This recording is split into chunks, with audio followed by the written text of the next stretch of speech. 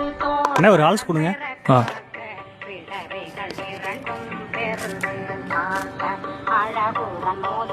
அண்ணா 1/4 litre பால் packet கொடுங்க. அண்ணே மிச்சம் ரூபாய்க்கு சாக்லேட்லாம் வேணாம்ண்ணே. தினமும் இப்படி தானே ஏமாத்திக்கிருக்கீங்க. எங்க அம்மா இன்னைக்கு 1 ரூபா கொண்டு வர சொல்லுச்சுனே காசு. டேய் 1 ரூபா சில்லற இல்லடா, நாளைக்கு வாங்கிக்கோடா. அண்ணே எங்க அம்மா 1 ரூபா கொண்டு வர சொல்லுச்சுனே மீத காசு. நாளைக்கு வாங்கிக்க, கிளம்பு.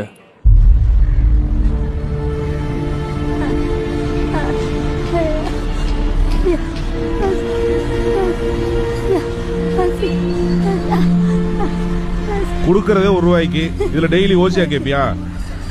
போ காசு கொண்டு வா, போ போ பிச்சை எடுத்து கொண்டு வா, போ. எங்க போகணும்? மாடுதவணி.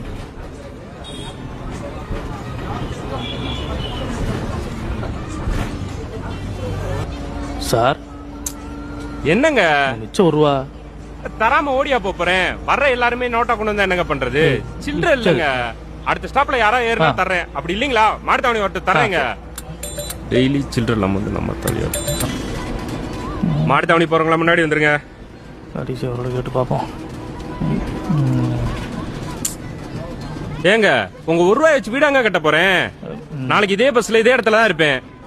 வந்து வாங்கிக்கோங்க. நீங்களும் இதே பஸ்ல தான் வருவீங்க. ஆமா. அப்புறம் ஏங்க வாங்க. போதும் போதும்.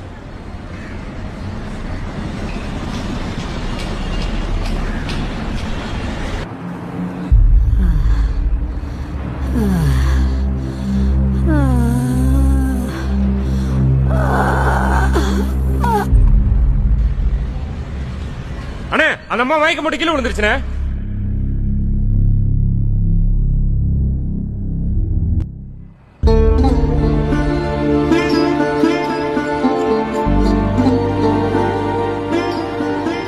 ஏங்க அந்த அம்மாவுக்கு நெத்திக்கா சொல்றோம் இங்க.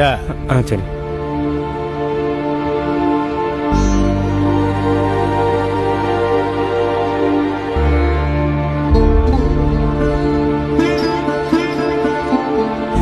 போம்மா பிச்சை எடுத்துட்டு வாமா, போய் பிச்சை எடுப்போ.